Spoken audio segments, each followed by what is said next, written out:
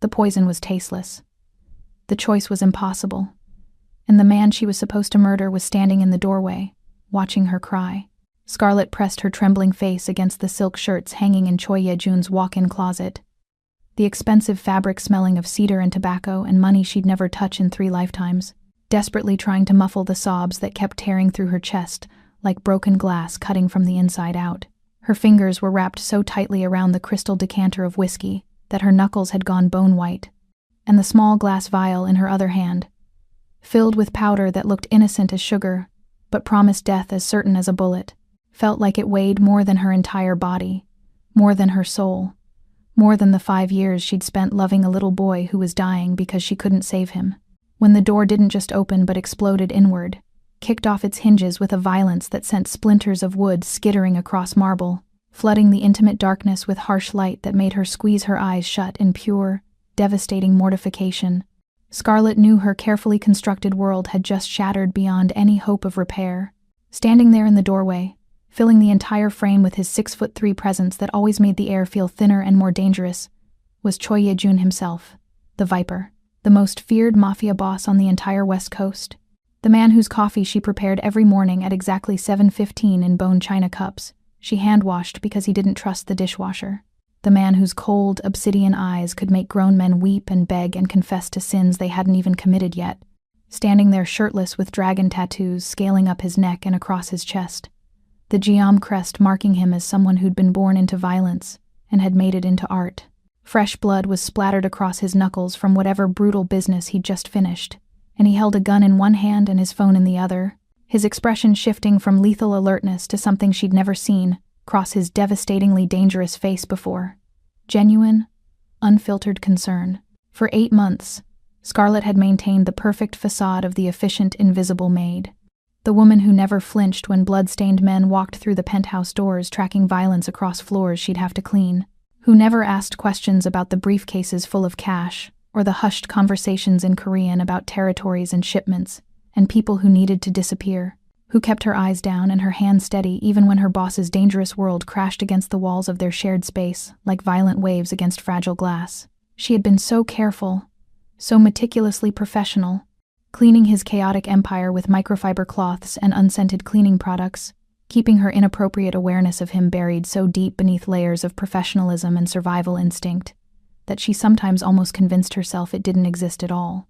But now, everything was crumbling around her like a house of cards in a hurricane, and the one person she never wanted to see her broken was staring at her with an intensity that made her already racing heart threaten to burst right through her ribcage, because she wasn't just caught crying. She was caught with poison in her hands and murder in her heart, standing in his closet like the traitor they'd forced her to become. "Scarlett," he said, and the way her name rolled off his tongue in that deep, commanding voice that usually barked orders about eliminating problems and handling situations made something inside her chest crack even wider, because there was a gentleness there she'd never heard before, a softness that seemed impossible coming from a man who reportedly once killed 3 rivals with his bare hands in a warehouse downtown, never breaking a sweat, never showing mercy. He stepped into the closet, which suddenly felt impossibly small, his broad shoulders and muscular frame taking up all the oxygen, and she watched through blurred vision as he tucked his gun into the holster at his hip with practiced ease before reaching out with one large, calloused hand to tilt her chin up with surprising tenderness, forcing her to meet those storm-dark eyes that seemed to see straight through every defense she'd ever built, every lie she'd ever told, every desperate prayer she'd whispered into the darkness. "Who made you cry?" he asked, his voice dropping to something soft and deadly. And then, with the casual certainty of a man who solved problems with permanent efficiency, he added, "And how would you like their body disposed of?" The question should have terrified her, should have reminded her exactly what kind of man she worked for, what kind of darkness lived behind those expensive, tailored suits and that calculating gaze that missed nothing, ever. But instead, something warm and desperate unfurled in her stomach, because for the first time in her entire life, someone was offering to shoulder her burdens, to eliminate her problems with the kind of permanent efficiency that only a man like Choi Ye-jun could provide. A man who commanded an empire built on fear and loyalty and blood. She opened her mouth to lie, to brush it off as nothing, to maintain the professional distance that had kept her employed and alive for these past 8 months.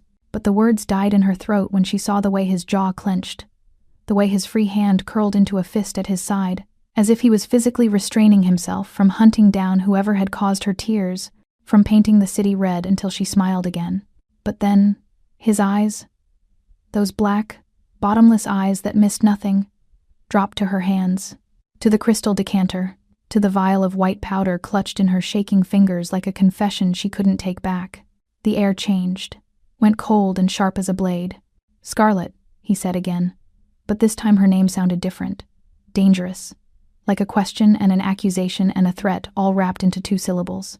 She couldn't breathe, couldn't move, couldn't do anything but watch as Choi Ye-jun, the Viper, the man who'd shown her more respect in 8 months than anyone had in her entire life, reached down and gently, so impossibly gently, took the vial from her trembling hand. "Did they promise he wouldn't feel pain?" he asked, his voice soft as silk, deadly as poison. "Because they lied, Scarlet." And then, while she watched in absolute horror, he uncapped the vial, poured the white powder into the whiskey she'd been meant to serve him, and lifted the glass to his lips. "No!" The scream tore from her throat as she lunged forward, her hands reaching desperately to knock the glass away. But he was faster, always faster, catching her wrists with one hand while he drank with the other, his eyes never leaving hers as he swallowed down what should have been his death. The glass hit the floor, shattered, just like everything Scarlet thought she knew. But Choi Ye-jun didn't collapse, didn't gasp, didn't die. He just stood there, perfectly still, perfectly alive, watching her fall apart with an expression that was somehow tender and terrifying all at once. "I spent the last 5 years building an immunity to that specific toxin, Scarlet. Small doses, every day, just in case. But I didn't want to test my limits tonight. 3 days ago," he said quietly, releasing her wrists so he could cup her face in both hands, forcing her to look at him even though she wanted to disappear, wanted to die, wanted anything but this. "I swapped the poison in your purse. What you just watched me drink was sugar and water." Scarlet's legs gave out. Only his hands kept her upright. "I've been watching you, Jagi," he continued, using the Korean endearment that meant something precious, something cherished. "Watching you agonize every night over whether you could do it, whether you could actually kill me to save your son. And you know what I learned?" She couldn't speak, could barely breathe. His thumb brushed away a tear. "You couldn't. Even when they told you Leo would die screaming, even when they sent you pictures of him suffering, you couldn't pull the trigger. You'd rather watch your own child die than become a murderer." "Please," she whispered, the word breaking in her throat.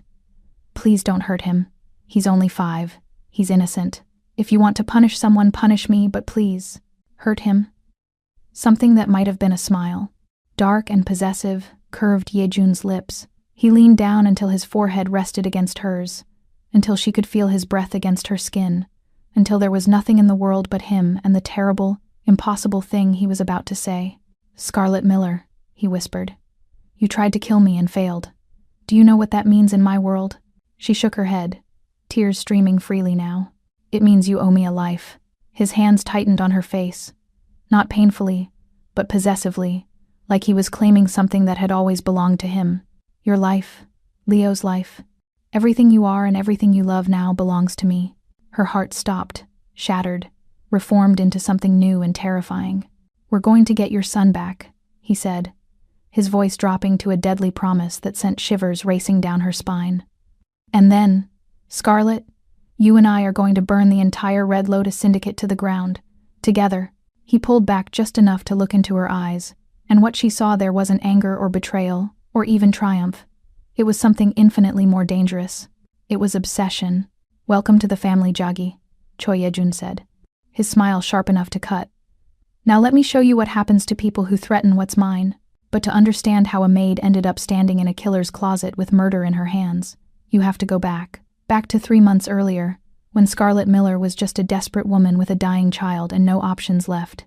Back to the moment she walked through the doors of the GM Syndicate's headquarters and sold her soul for minimum wage and health insurance she'd never be able to use. Back to the day she met the Viper and learned that some men don't just kill you. Some men own you. And some kinds of ownership feel dangerously close to salvation. Welcome back, my fierce hearts and midnight dreamers. Before we dive in, make sure you're subscribed, hit that like button, and tell me where you're watching from. I love seeing our little dark romance family stretch across cities, countries, and time zones. Every click, every comment, every bit of love you leave here helps us keep unraveling these dangerous love stories and high-stakes betrayals together. So find your quiet place, dim the lights, and get ready. Let's begin.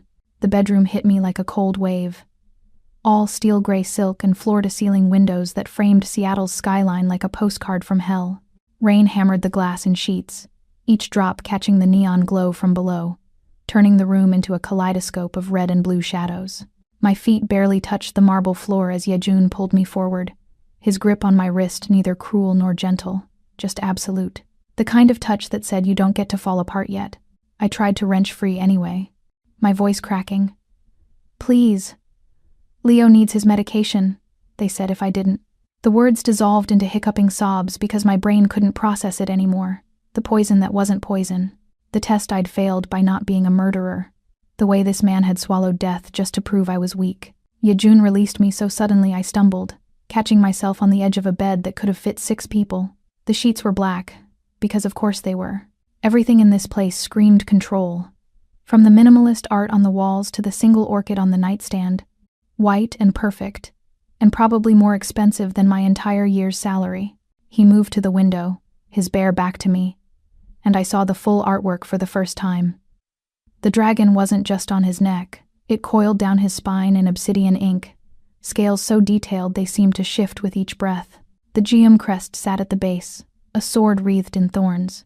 His shoulders carried scars, thin white lines that spoke of knives that had gotten too close. Blood still streaked his knuckles, drying brown against golden skin.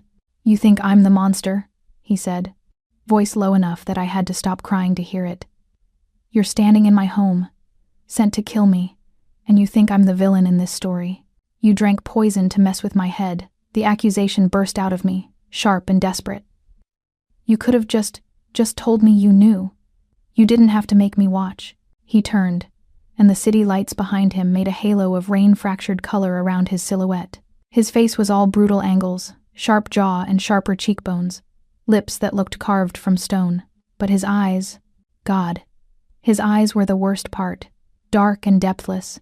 They didn't just look at me, they dissected me, peeling back every defense until I felt naked, despite my soaked uniform still clinging to my skin. "If I'd told you, you would have run. Warned them, gotten yourself killed in some alley before sunrise." He approached slowly, each step deliberate. A predator who knew his prey had nowhere to go. "The Red Lotus doesn't forgive failure, Scarlet. They needed to believe you tried. That you broke. That the poison was real, and I died screaming." He stopped 3 feet away, close enough that I could smell the copper penny scent of blood mixed with something darker, richer, bergamot and smoke. "So I gave them a performance, and you gave me the truth." My hands fisted in my stained apron. "What truth? That I'm a coward? That I can't even save my own?" The word son stuck in my throat, jagged and cutting, because Tyrell had made me lie. "Say he's your brother," he'd insisted. "They'll use a kid against you differently if they know he's yours. That you're not a killer." Yejun's voice softened, barely, just enough to feel like a caress instead of a command. "The Lotus sent dozens before you. Smiling waitresses, friendly drivers, a priest, once. They all tried. Some got further than others." His gaze flicked to a nearly invisible scar along his collarbone. None of them hesitated. "You did. Even with your brother dying, you couldn't pour the glass." "He's not." I bit my lip hard enough to taste metal. "Leo's 5. He has nightmares about dinosaurs, and he won't eat green beans, and he—" My voice shattered. "He's running out of time and you're playing games." Something flickered across Yejun's face, gone too fast to name. He moved past me to the wall, his fingers finding a seam I hadn't noticed. With a soft click, a panel slid open, revealing a bank of monitors that hummed to life with cold blue light. The air left my lungs. 6 screens, 6 different angles. One showed the penthouse living room, the same room I'd vacuumed yesterday, now empty and dark. Another showed the building's lobby. The third made my knees buckle. Leo's hospital room. The image was grainy but clear enough to see the rails on the bed, the IV stand, the monitors tracking vitals in neon green lines. And Leo, tiny and fragile under white sheets, his brown skin ashen against the pillow, his hand curled around the stuffed bear I'd won at a carnival 2 years ago when everything was still okay. But he wasn't alone. A man sat in the chair beside the bed, broad-shouldered and still, with something dark resting across his lap. It took my brain a second to register it as a gun. You. I couldn't form words. You have someone guarding him? 3 people. Yejun's voice came from behind me, close enough that his breath stirred my hair. Rotation every 8 hours. The Red Lotus owns the hospital administration, but they don't own the night nurses or the parking garage. My men have been inside since the day they moved him there. I spun, and suddenly he was right there, inches away, his chest a wall of ink and muscle and heat. Why? You don't know us. Leo's nothing to you. I'm just the woman who cleans my floors. He tilted his head, studying me like I was a puzzle missing pieces. You think that's all I see? His hand rose, and I flinched before I could stop myself. He froze, jaw tightening, then deliberately, slowly, reached past me to tap a command on the screen. A new window opened. A file directory, with my name at the top. Scarlett Rose Miller, 26. Daughter of Janet Miller, deceased from cervical cancer when you were 19. No father listed on any document. Dropped out of Seattle University junior year to work 3 jobs. Certified nursing assistant. But your license lapsed 6 months ago when you couldn't afford the renewal. His finger scrolled, almost lazy. You applied to the temp agency 4 weeks ago. They placed you here in 72 hours. Fastest hire on record. My stomach turned to ice. You bought the agency. I own 6 of them. Cleaning services make excellent fronts. He glanced at me, something almost like amusement tugging at the corner of his mouth. The Lotus thinks they're clever, embedding you in my home. They don't realize I let them. I bought your contract the day it was filed. Every move you've made, every phone call, every tear you've cried in my closet. I've been watching. The violation of it hit like a slap. You sick. Careful. The word cracked like a whip, and suddenly his hand was around my throat, not squeezing, just there, a reminder of how easily he could, his thumb pressed against my racing pulse, feeling the proof of my terror. You came into my home to murder me. I had every right to put a bullet in you the moment you crossed the threshold. Instead, I protected you. I kept your son alive when the Lotus would have killed him the second you outlived your usefulness. So before you call me sick, ask yourself who the real predator is here. Tears burned, hot and shameful. Then why? If you knew, why let it get this far? His thumb stroked once, feather-light, over my hammering heartbeat. The tenderness of it was worse than violence. Because I needed to know if you were one of them, or if you were just a desperate mother backed into a corner. His eyes searched mine, and for the first time, I saw something beneath the ice.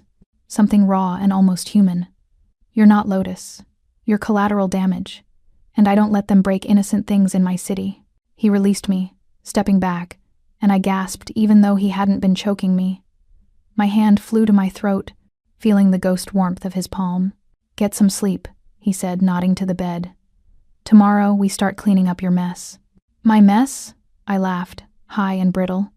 You mean the part where a crime syndicate poisoned a child to blackmail me into killing you? That mess? No.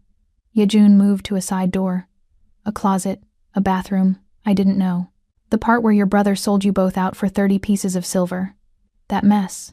He disappeared inside, leaving me standing in the dark with the monitors glowing like cold stars, and Leo's sleeping face flickering on the screen. So close and yet a world away.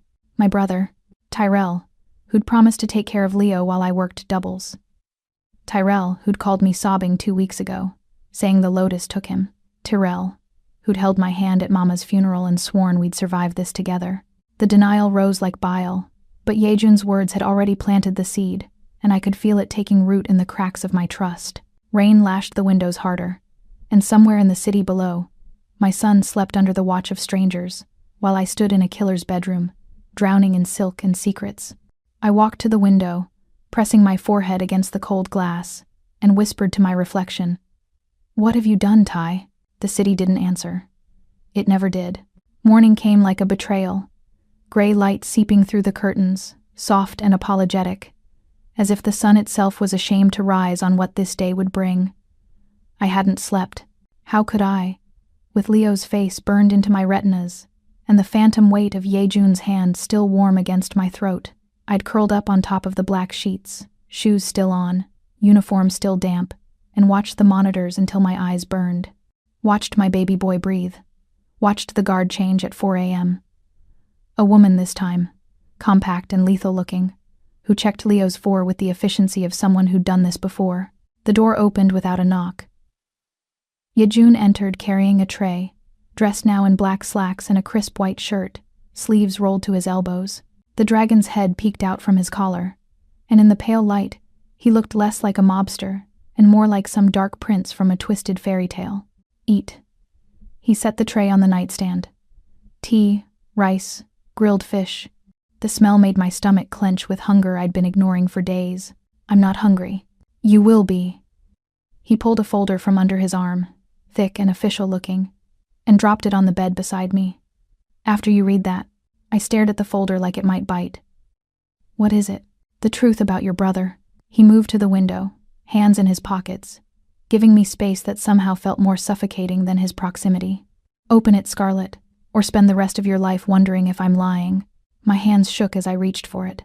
The folder was warm from where it had been tucked against his body, and that small intimacy made my skin prickle. Inside, photographs, bank statements, security footage stills. The first photo showed Tyrell walking into a building I didn't recognize, brick and neon, with a red lotus flower glowing above the door. A casino.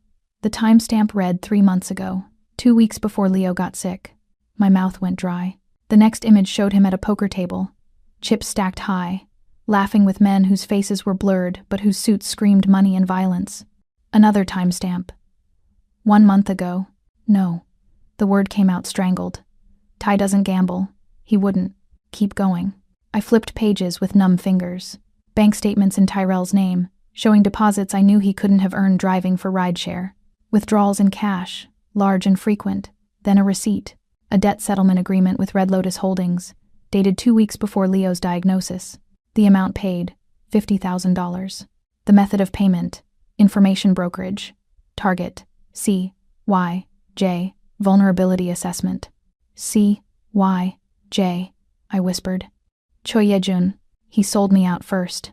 Yejun's voice was flat, factual. Told them about the temp agency, about how you'd applied because you were desperate, about Leo. He turned to face me, and his expression was terrible in its gentleness. They didn't randomly choose your son, Scarlet. Tyrell gave them the blueprint. The folder slipped from my hands, photos scattering across the black sheets like gruesome confetti. One landed face up. Tyrell shaking hands with a woman in red, her face sharp and elegant, older, with silver streaking through black hair pulled into a severe bun.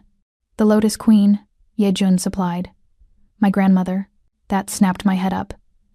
Your what? It's a long story. He crossed to the bed, crouching down so we were eye level, and even through the shock, some distant part of my brain registered how beautiful he was up close, all sharp edges and dangerous grace. The short version. She hates that I took over the GM syndicate from my father, hates that I refused to play by the old rules, hates that I won't marry the woman she chose, so she built an empire to rival mine, and she's been trying to kill me for 2 years. And my brother owed money, got desperate, made a deal. He picked up the photo, studying it with clinical detachment. He told her about you, about Leo. She synthesized the disease in a lab, custom made to need a specific antidote she controls. Then she offered you a way to save him. All you had to do was poison me. The room tilted. I gripped the edge of the bed, breathing hard, because the pieces were coming together and the picture they formed was so much worse than I'd imagined. Tyrell. He knew they'd use Leo like that? Yejun's silence was answer enough. No. I stood up so fast the tray clattered. No, he wouldn't. He's my brother. He helped raise Leo. He was there when, my voice cracked. He held him when he was born. He cried. He needed money more than he needed a conscience. Yejun rose, and suddenly he was too close, his presence filling the space between us. I'm sorry. I know you want him to be better than this. But men like him don't change, Scarlet. They just get better at lying. You don't know him. I know his type. His hand came up. And this time I didn't flinch when he cupped my face, tilting it up so I had to meet his eyes. I've killed dozens of them. Small-time hustlers who think they can play in the big leagues, who convince themselves that selling out family is just survival. who tell themselves it's not their fault right up until the moment someone puts a bullet in their head for being a liability. Tears spilled over, hot and angry. So what? You want me to hate him? Want me to thank you for showing me this? I want you to survive. His thumb brushed my cheekbone, wiping away moisture with a tenderness that made my chest ache. Because the Lotus won't stop with Leo.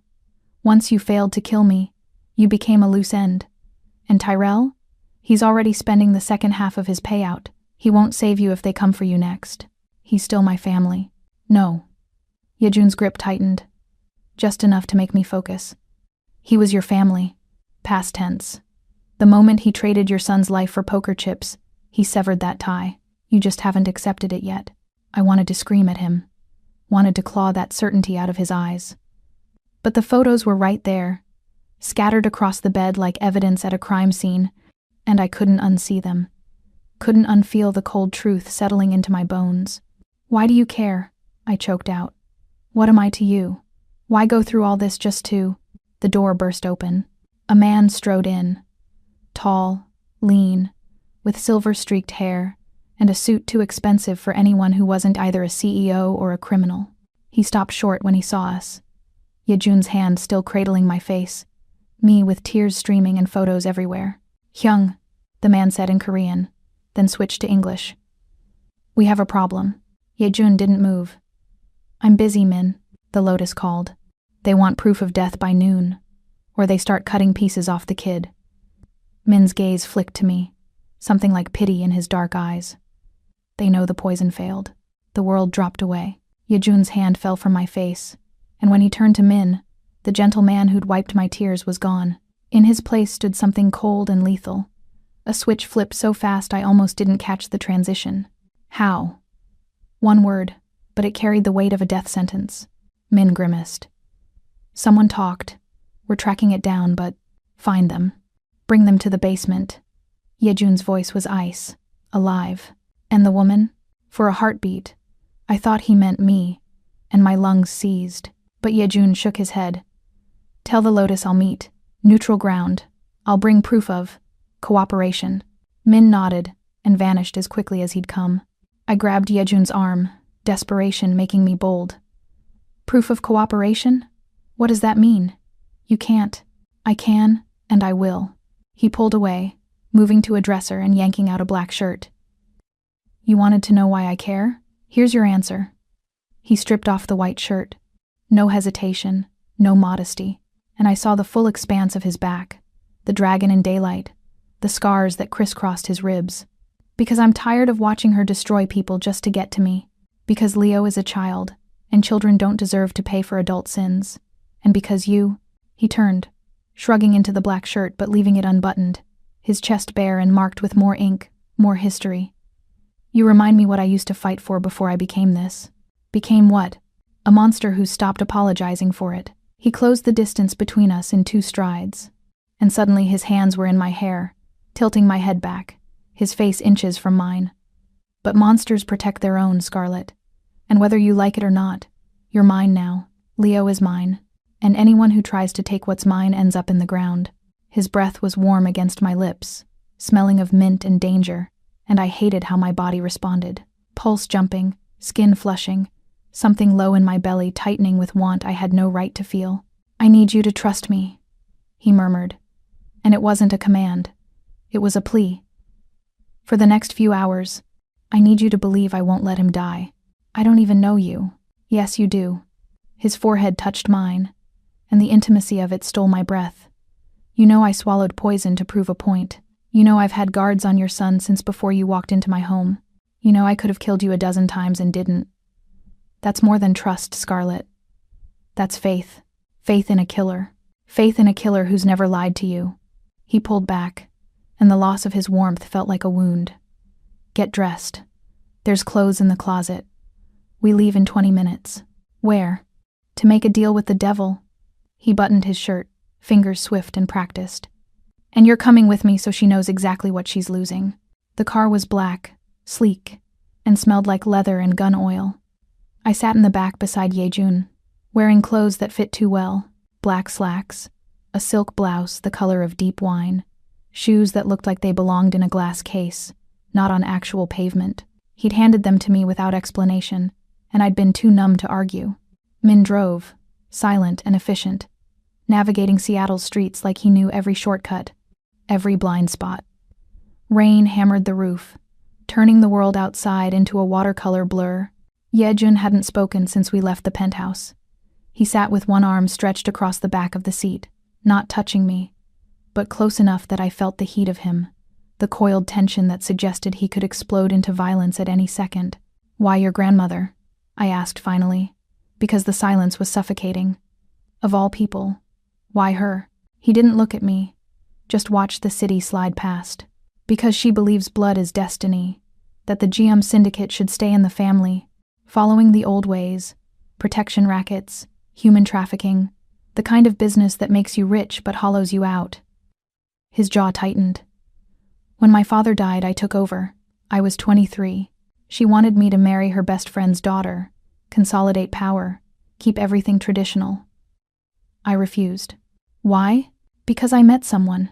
His voice dropped, and for the first time, I heard something vulnerable beneath the steel. A girl who thought I could be more than my last name, who made me want to burn the old empire down and build something cleaner, something I wouldn't be ashamed of. My heart clenched. What happened to her? My grandmother had her killed. Flat, factual, devastating. Made it look like a rival gang. By the time I found out the truth, it was too late. So I did what I should have done from the start. I exiled her, took everything she built and dismantled it. She retaliated by forming the Red Lotus. Been at war ever since. I'm sorry. He finally looked at me, and his eyes were full of ghosts. Don't be. It taught me that mercy is a luxury I can't afford. That the only way to protect what you love is to be more ruthless than your enemies. His hand moved, fingers brushing my cheek so lightly I might have imagined it. But you make me want to try again, to believe there's still something in me worth saving. I'm not her, I whispered. I can't fix you. I don't want you to. His thumb traced my lower lip, and my breath hitched. I just want you to survive long enough to see what we could be. The car stopped. I blinked, realizing we'd pulled up to a building I recognized, sleek and modern, glass and steel, with a lobby full of people in suits. A hospital. Why are we? Because the Lotus wants proof you're cooperating, Yejun said, already out of the car. He opened my door, offering his hand. And because it's time you understood what you are to me. I took his hand because I had no choice, and let him lead me inside, past security who nodded at him like he owned the place. He probably did. Into an elevator that climbed to the 10th floor. My pulse hammered in my ears, drowning out the soft jazz playing overhead. The elevator opened onto a medical wing. Sterile and white, smelling of antiseptic and fear.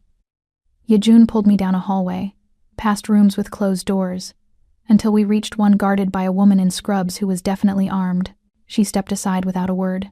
Inside, the room was dim, curtains drawn, medical equipment beeped softly, and in the bed, Leo!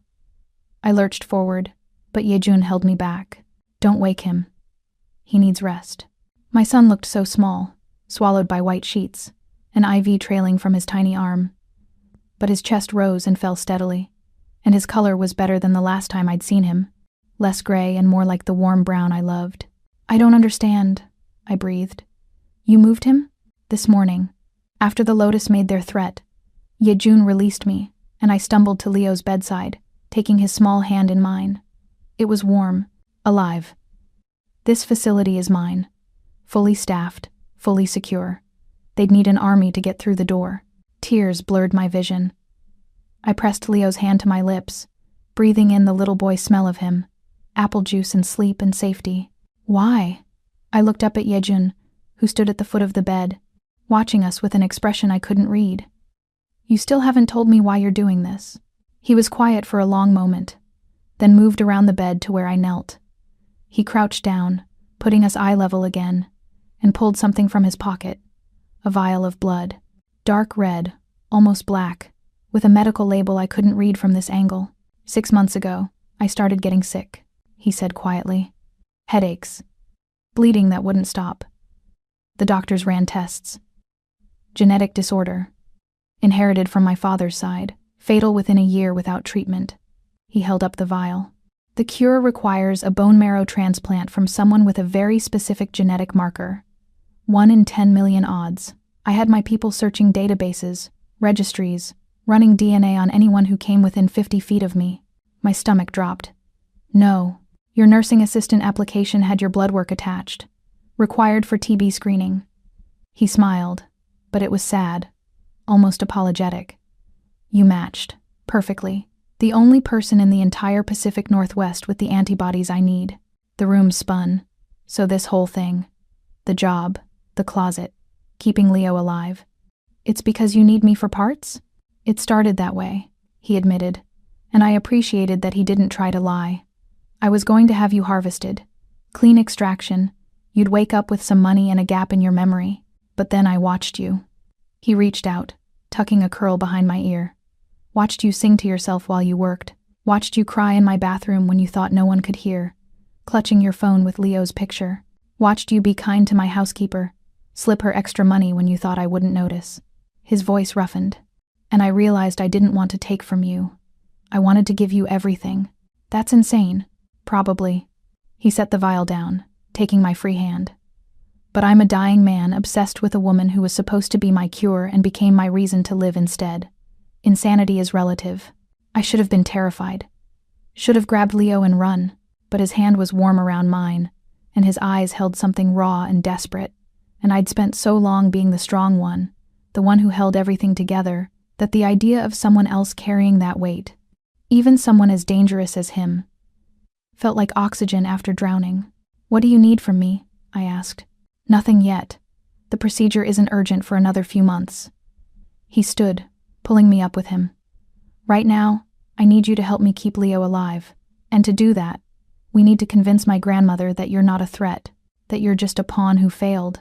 How? By giving her what she wants. He checked his watch. In 2 hours, we meet her at a neutral location. You're going to walk in wearing that outfit, holding my arm, and show her exactly how thoroughly I've claimed you. Heat rushed through me. Shame and anger and something darker. Something that remembered the weight of his hand on my throat and wanted it back. I'm not your property. No, he agreed. But she doesn't know that, and if she thinks you are, if she believes you're just another acquisition, she might leave you alive. He leaned in, his lips brushing my ear. Play the role, Scarlett. Be my beautiful, broken maid who fell for her captor. Let her think she's won by making you a victim, and when her guard is down, we'll take everything from her. And if I refuse? His hand slid to my waist, firm and possessive. Then Leo grows up without a mother, and I die slowly in a hospital bed, and my grandmother wins. Is that what you want? I want my son safe. Then trust me one more time. He pulled back, studying my face. After today, if you want to leave, if you want to take Leo and disappear, I'll let you go. I'll give you enough money to start over anywhere in the world. But please, Scarlett, give me today. Help me end this. I looked down at Leo, sleeping peacefully, oblivious to the monsters negotiating over his life. Then back at Yejun, who'd somehow become the only thing standing between my son and death. One day, I whispered. His smile was terrible and beautiful. One day, the tea house sat in the heart of the International District, nestled between a dumpling shop and a store selling jade jewelry. From the outside, it looked harmless. Red lanterns swaying in the rain, delicate calligraphy on the sign, steam fogging the windows. Inside it was a study in contrasts. Dark wood and silk screens, traditional low tables, but with men stationed at every exit wearing suits that barely concealed their weapons. Yejun's hand rested on the small of my back as we entered, proprietary and deliberate. I'd fixed my makeup in the car, red lips, dark eyes, the armor of a woman who belonged on a powerful man's arm. The silk blouse clung to my curves, and I'd left my hair down, wild curls framing my face. I looked nothing like a maid, and that was the point. The matron who greeted us was ancient, her face a roadmap of wrinkles, but her eyes were sharp as glass. She bowed, murmuring in Korean, and led us to a private room in the back. The room was beautiful. Paper screens painted with cherry blossoms, a table set with porcelain teacups, cushions for kneeling, and at the head of the table sat a woman who could only be the Lotus Queen. She was smaller than I'd imagined, bird-boned and elegant, her silver-streaked hair coiled into a perfect bun. She wore a crimson hanbok, traditional and expensive, and her hands were folded in her lap like she was posing for a portrait. But her face… God, her face was Yejun's in feminine form, all sharp cheekbones and cruel beauty. "Grandson," she said in English, her accent crisp and British-tinged. "You've brought a pet." Yejun's hand tightened on my back. A warning or a comfort? I couldn't tell. "Grandmother, you asked for proof of cooperation. Here she is." The old woman's gaze slid to me, and I felt dissected. The poisoner who couldn't poison. How disappointing. She gestured to the cushions. "Sit. Let's discuss your failure properly." We sat. Me beside Yejun, close enough that our thighs touched. He poured tea with practiced grace, handing me a cup that I held but didn't drink. Across the table, 2 men flanked the Lotus Queen, both young and brutal-looking. "You killed my best operative," the Queen said, sipping her tea. "The one who recruited this girl." "Tyrell Miller is alive," Yejun replied calmly. "For now. Though after seeing his bank statements, I'm considering whether he's worth the bullets." My breath caught. He knew where Tyrell was. The Queen smiled. "The brother who sold her out. Poetic, isn't it? Family is always the sharpest knife." Her eyes found mine. "Tell me, girl, how does it feel knowing your own blood traded you for poker chips?"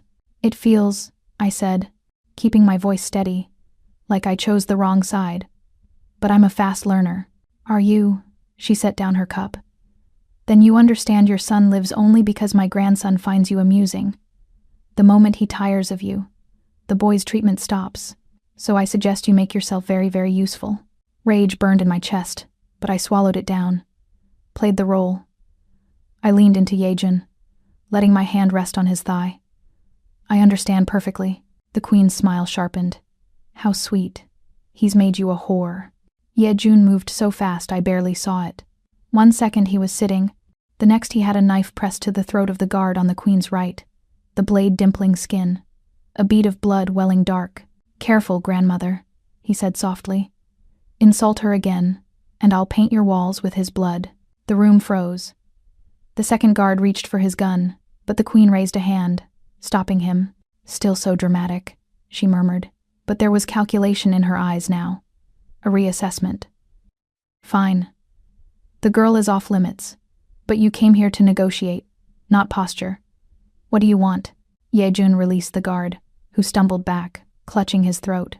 He sat down again, pulling me close, his arm around my shoulders. 2 weeks. Give Leo 2 weeks without interference. In exchange, I'll give you a location, one of the warehouses you've been hunting. Full inventory. Not good enough. I want the university lab. The one with the research you stole. No. Then the boy. 3 fingers. The words dropped like stones. I twisted to look at Yejun, but his face was carved from ice.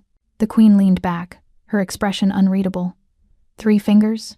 You're negotiating with body parts now? Yours or mine, grandmother? Choose. The air crystallized. I felt the weight of every eye in the room, the guards tensing, hands moving toward weapons. But Yejun sat perfectly still, his arm heavy across my shoulders, his breathing even, like he'd just offered her tea instead of mutilation. "You've grown theatrical," the Queen said, but something flickered in her eyes. Respect or fear? I couldn't tell. "Your father would be ashamed. My father's been dead 5 years. He doesn't get a vote." Yejun's fingers traced absent patterns on my shoulder, the touch intimate and deliberate, making a statement. "But if you want to discuss family legacy, we can talk about how you poisoned your own grandson to maintain control. How very traditional of you." The Queen's cup hit the table with a sharp crack. "Careful, boy. I'm done being careful." He pulled me closer, and I felt the coiled violence in his body, a predator deciding whether to strike or play. "Here's the new deal. You leave Leo alone, completely. No more manufactured diseases, no more threats.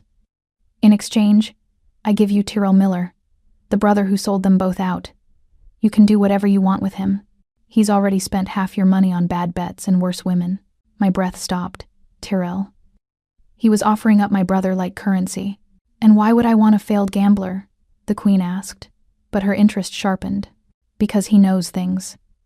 Yejun's voice dropped, intimate and deadly. About your operation. About how you synthesized the disease. He was in your labs, grandmother. You got careless. Let him see too much while you were grooming him as an asset. He's a liability now, and you know it." The Queen's face remained placid, but the guards shifted. "Attell, you're bluffing." "Am I?" Yejun pulled out his phone, tapped something, and held it up. Security footage played, grainy but clear enough. Tyrell, walking through what looked like a pharmaceutical facility, talking to someone in a white coat. The timestamp was from 2 months ago. He's been singing to the DEA for 3 weeks now. Immunity deal pending. Unless, of course, he disappears before the paperwork goes through. I couldn't breathe. Couldn't process. My brother was a federal informant? My brother had seen the lab where they made Leo sick. The Queen studied the phone, then Yejun's face. Whatever calculation she was running ended with a slow nod. "Bring me Tyrell Miller, alive and unspoiled, and you get your 2 weeks. But after that, the boy's treatment stops, unless you give me the university research." "Deal. And one more thing." The Queen's gaze slid to me, cold and assessing. "She stays here, with me, as collateral." Every muscle in Yejun's body went rigid. "No. Then we have nothing to discuss." The Queen folded her hands. "You want me to believe she's just your whore? Prove it. Leave her behind. If she means nothing, you'll get her back in 2 weeks with the boy. If she means something." A cruel smile. "Well, then I'll know exactly how to hurt you." The room tilted. I felt Yejun's heart hammering against my side, his arm tightening until it almost hurt. "Grandmother," he said, and his voice was soft, gentle even, the kind of soft that preceded carnage. "If you touch her, I will kill you. Not exile, not imprisonment. I will put a bullet in your head and scatter your ashes in the ocean, so there's nothing left to bury with honor. Do you understand?" The Queen smiled. "So she does mean something. How sweet." She gestured to her guards. "Take her." Everything happened at once. The guards moved. Yejun exploded from his seat, a gun appearing in his hand so fast I didn't see where it came from. But the Queen was faster. She had a gun too, pointed not at Yejun but at me, the barrel cold against my temple before I could scream. "Sit down, grandson," she said pleasantly. "Or I paint the walls with her beautiful face." Yejun froze, his weapon aimed at the guard's head, his eyes wild. For the first time since I'd met him, he looked afraid. "You won't kill her," he said, but it sounded like a prayer. "Won't I?" The Queen's finger moved to the trigger. "She's nothing. Replaceable. There are other bone marrow matches if we look hard enough. Other maids. Other desperate mothers. But there's only one Guillaume heir, and I will not let you waste yourself on. I'll give you the research." The words tore out of Yejun, ragged and desperate. "All of it. Everything you want. The university lab, the formulas, the test subjects. Just let her go." The Queen paused. "Everything?" "Everything." Slowly, she lowered the gun. "You just valued her life over your entire empire. I hope she's worth it." She gestured, and her guards stepped back. 2 weeks. Bring me Tyrell and the research data. If either is missing, I come for all 3 of you." Yejun grabbed my hand and pulled me toward the door, his grip brutal enough to bruise. We made it to the hallway, to the rain-soaked street, to the car. Min was already there, engine running. We dove inside and the tires screamed as we peeled away from the curb. "Hyung, what the hell?" Min started. "Drive," Yejun snarled. The city blurred past. My ears rang. I stared at Yejun's profile, at the muscle jumping in his jaw, the white-knuckle grip on his knee. "You gave her everything," I whispered. He didn't look at me. "I gave her nothing she can use. The research is encrypted. She doesn't have the key. But you said..." I lied. Now he did look at me, and his eyes were black fire. "I would have said anything to get you out of that room. Do you understand? Anything." The car hit a pothole and I lurched forward. Yejun caught me, his hands cradling my face, and suddenly we were too close, breathing the same air, the space between us charged with something electric and terrifying. "She could have killed you," he said, and his voice cracked. "She could have pulled that trigger and you would have been gone and I would have." He stopped, jaw clenching, fighting for control. "I can't do this without you. I thought I could. Thought I just needed your blood, your antibodies. But it's more than that now. You've gotten under my skin and I don't know how to cut you out. Then don't, I breathed. His forehead dropped to mine, and we stayed like that. Two broken people holding each other together in the back of a speeding car while rain hammered the roof and the city tried to kill us. 2 weeks, he murmured. We get Leo. We finish this. And then you decide if you want to stay in my world or burn it down behind you. I closed my eyes, feeling the heat of him, the impossible safety of his arms. What if I want to burn it down with you still in it? His laugh was dark and broken. Then we'll make beautiful ashes, Jaggi. The car swerved, and Min's voice cut through. We've got a tail. 3 cars. Red Lotus. Yejun pulled away, his mask sliding back into place. He checked his gun, then handed me a smaller one from the glove box. Do you know how to use this? I thought of Leo, of Tyrell's betrayal, of the Queen's gun against my head. I took the weapon. I'll learn fast. His smile was savage and proud. That's my girl. The warehouse district was a graveyard of rust and broken dreams. Shipping containers stacked like coffins, puddles reflecting neon from the distant port. Min killed the headlights and we coasted to a stop behind an abandoned truck, its tires long since stripped. They're boxing us in, Min said, watching the rear view. 2 behind, 1 circling to cut off the north exit. Yejun stared out at the maze of metal and shadow. How many men? At least 9, maybe 12. Min's hand was steady on his weapon. We could punch through, lose them in the side streets, and lead them straight to the safe house where Leo is. Yejun shook his head. No, we end it here. My heart kicked against my ribs. End it how? He looked at me then, really looked, and I saw the calculation happening behind those dark eyes. Saw the moment he made a choice that would break something between us. Do you trust me? He asked. I should have said no. Should have demanded an explanation. But my mouth opened and said, yes. Then when we get out of this car? You're going to run. North exit. Past the blue container, there's a fence with a hole cut in it. On the other side is a 24-hour laundromat. Lock yourself in the bathroom and don't come out until I text you it's clear. I'm not leaving you. You are. His hand found mine, fingers lacing tight. Because what I'm about to do, you can't be here to see. You'll hate me for it. Maybe forever. But you'll be alive to hate me, and that's all that matters. Before I could argue, he kissed me. Hard and desperate, his mouth claiming mine with a hunger that tasted like goodbye. When he pulled back, my lips were bruised and my chest was caving in. Run, Scarlet. Don't look back. Don't look. He was out of the car before I could stop him, Min following, their guns drawn. I scrambled out my side, the rain immediately soaking through my silk blouse, turning it cold and clingy.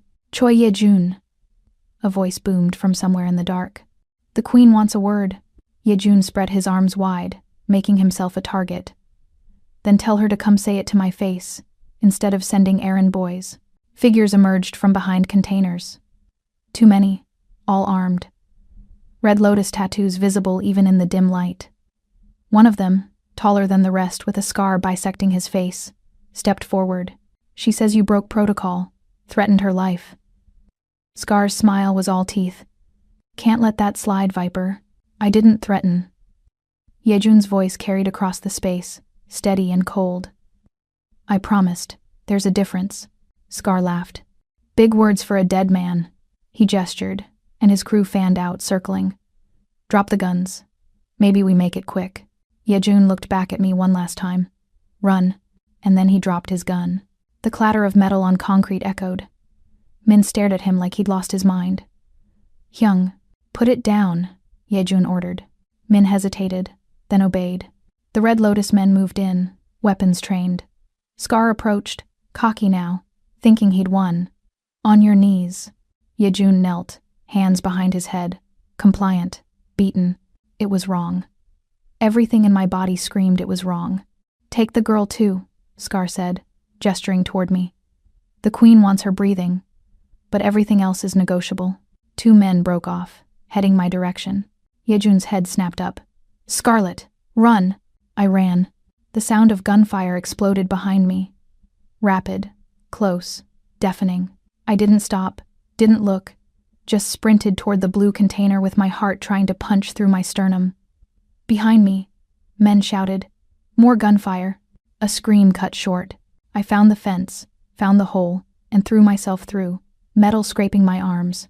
The laundromat was there, glowing fluorescent and empty. I crashed through the door and locked it, then stumbled to the bathroom and locked that too. Silence. Just my ragged breathing and the hum of washers. Then my phone buzzed. Unknown number. I almost didn't answer, but something made me. Scarlett Miller? A woman's voice, calm and professional. Who is this? Seattle PD. We have a situation at the warehouse district.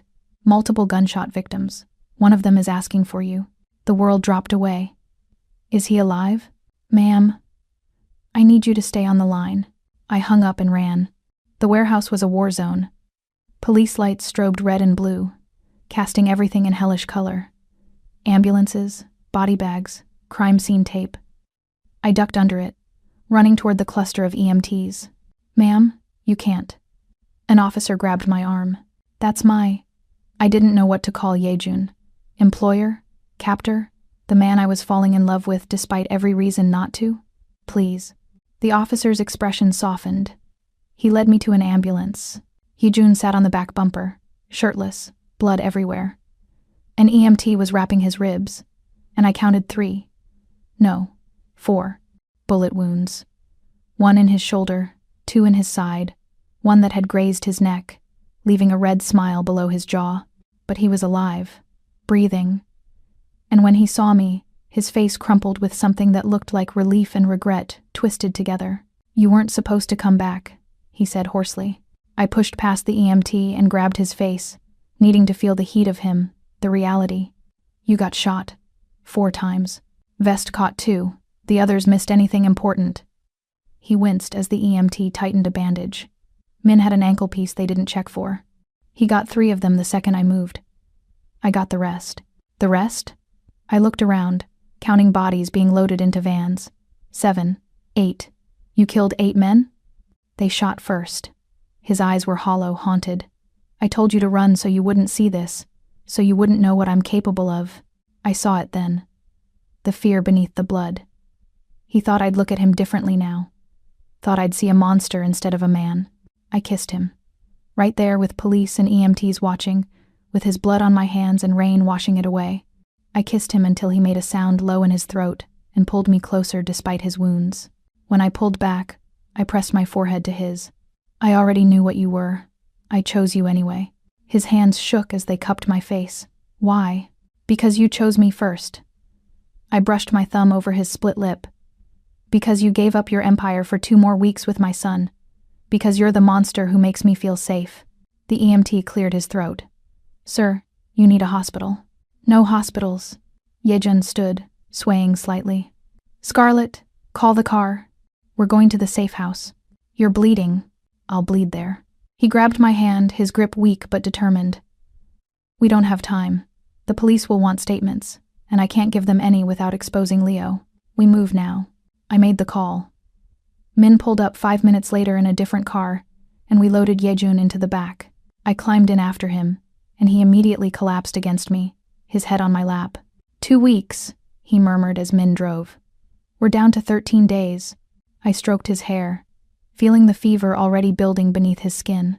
Then we'd better make them count. The safe house was a warehouse converted into something almost beautiful.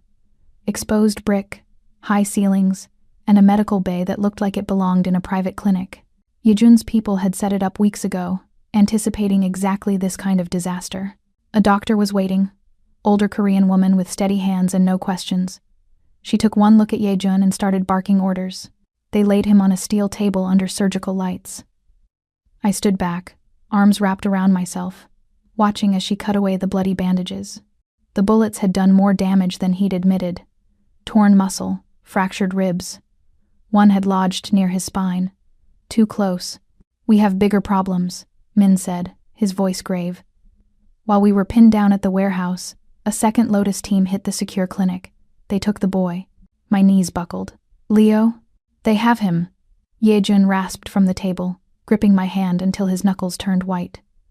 And we are going to burn them down for it, I promise. Do it here. She sighed but nodded. Then you. She pointed at me. Scrub in. I need an extra pair of hands. 20 minutes later, I was wearing surgical gloves and holding a retractor while the doctor dug a bullet out of Yejun's shoulder. He'd refused anesthesia, said he needed to stay alert. So I watched him breathe through the pain, jaw locked, tendons standing out in his neck. "Talk to me," he said suddenly, eyes finding mine across the table. "Tell me about Leo. Something happy." My throat tightened. "He loves dinosaurs. Has every plastic one they make. Lines them up by period. Triassic, Jurassic, Cretaceous. Smart kid. Terrifying kid." A watery laugh escaped. "Last Christmas, he made me watch a documentary about the asteroid impact. He cried because the dinosaurs didn't know it was coming." Yejun's hand found mine, squeezing despite the pain. "We'll make sure he knows this one's coming. We'll give him time to run." The doctor extracted the bullet with a wet sound that made my stomach turn. She dropped it in a metal pan, then started suturing. "Why did you drop your gun?" I asked quietly. "Back at the warehouse. You let them think they'd won. Because 9 against 2 are bad odds. But 9 who think they've won, who get cocky and cluster together." His lips quirked. "Those odds I can work with." They stopped watching their angles, stopped covering each other. And when I grabbed the first one's weapon, they all froze for half a second. Half a second is all I needed. "You could have died. But I didn't." He pulled me closer, until my face was inches from his. "And neither did you. That's a win in my world." The doctor finished and stepped back. No strenuous activity for 2 weeks. Plenty of fluids. These pills for infection. She handed me a bottle. "He's lucky. Stupid, but lucky." After she left, I helped Yejun to a bed in the corner. Real mattress, clean sheets. He collapsed onto it with a groan, and I curled up beside him, careful of his bandages. "Scarlet? Yeah? When this is over." He trailed off, staring at the ceiling. "What do you want?" "Really want?" I thought about it. About the penthouse and the closet and the poison. About Leo's smile and Tyrell's betrayal. About Yejun's blood on my hands and his kiss in the rain. "I want Leo safe," I said finally. "And I want to stop looking over my shoulder. I want to wake up one morning and not wonder if today's the day someone takes him away. And me." His voice was barely a whisper. "Do you want me?" I lifted my head, meeting his eyes. "Yes. Even though I shouldn't. Even though you're dangerous and violent and you kill people. I want you." Something in his face cracked open. "Then we finish this. Together. And when it's done, I'll give you the safest life I can build." "I don't need safe," I said. "I need real." He pulled me down for a kiss, slow and deep. His hand tangled in my hair. "You're the realest thing I've ever had." We fell asleep like that. 2 broken people holding onto each other in the dark, while outside the city churned with violence and rain. I woke to voices. Yejun was still asleep, his breathing deep and even. But from somewhere in the warehouse came the sound of arguing, Min's voice, sharp and urgent, and another man's, unfamiliar. I slipped out of bed and crept toward the noise, following it to a back room lit by monitors. Min stood with his arms crossed, facing a thin man in zip ties and a bloody nose. Tyrell. My brother looked up and saw me. His eyes went wide. "Scar. Oh, thank God. You have to." "Shut up." The words came out flat and cold. I walked closer, studying him. He looked smaller than I remembered. Weaker. "Min. Why is he here?" "Boss's orders. We picked him up 3 hours ago from a motel downtown." Min gestured to the screens, which showed traffic cam footage. He was about to run, had a bag packed, fake ID, cash. I looked at Tyrell. "Where were you going?" "Mexico." He at least had the decency to look ashamed. "I was going to send for you and Leo once I got settled." "I swear. You sold us out." My voice shook. "They showed me the receipts, Ty. $50,000. That's what we were worth to you. I didn't have a choice." He lurched forward, and Min shoved him back down. "I owed people, Scar. Bad people. They were going to kill me. So you let them kill Leo instead? He was supposed to be fine. They said it was just to scare you, make you cooperate. I didn't know they'd actually." His voice broke. "I'm sorry. I'm so goddamn sorry." I stared at him, this stranger wearing my brother's face, and felt nothing. No anger, no grief. Just a cold, empty space where love used to be. "Min," I said quietly, "where's Yejun taking him?" "To the Queen. As payment for the 2 weeks." Tyrell went pale. No, no, Scar, please. You can't let him. They'll torture me. They'll... Good. I turned away. Maybe you'll finally understand what Leo's been going through. Scarlet!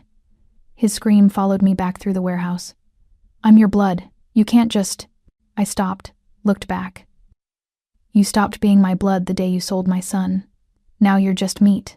I left him screaming and went back to Yejun, who was awake now, watching me from the bed. You heard? I asked. Every word. He held out his hand. Come here. I climbed back into bed, and he wrapped himself around me despite his injuries. Does it make me a monster? I whispered. That I don't care what they do to him? No. His lips brushed my temple. It makes you a mother, and monsters protect their young. 11 days later, we stood outside a mansion in the hills above the city. Victorian architecture, all gables and stone, with gardens whose upkeep could swallow an average yearly income whole. The Red Lotus stronghold. Yejun had healed fast.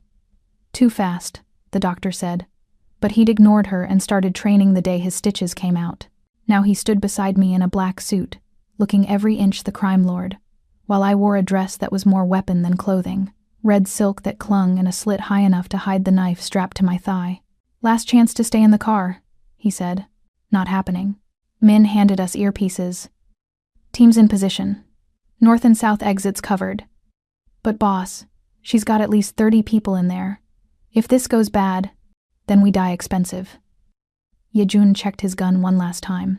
Ready? I thought of Leo. Still in the medical bay at the safe house, getting stronger every day. Thought of the antidote we'd synthesized from my blood. The cure that was finally working. Thought of the life waiting on the other side of this nightmare. Ready. We walked up the drive. The front door opened before we reached it, and a man in a suit gestured us inside. The foyer was all marble and chandeliers, elegant and cold. The queen waited in what looked like a throne room. High-backed chair, tapestries, the works. She wore white today, like a bride or a corpse. Tyrell knelt beside her, alive but changed. Yejun had delivered him to her 10 days ago, fulfilling his end of the bargain, and the time in her care had broken him completely.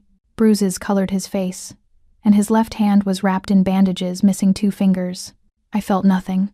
Grandson, the queen said pleasantly. You brought my research. Yejun held up a flash drive. Everything you asked for. I stared at the small plastic rectangle. The drive was encrypted, useless without the key he'd admitted to me he didn't have.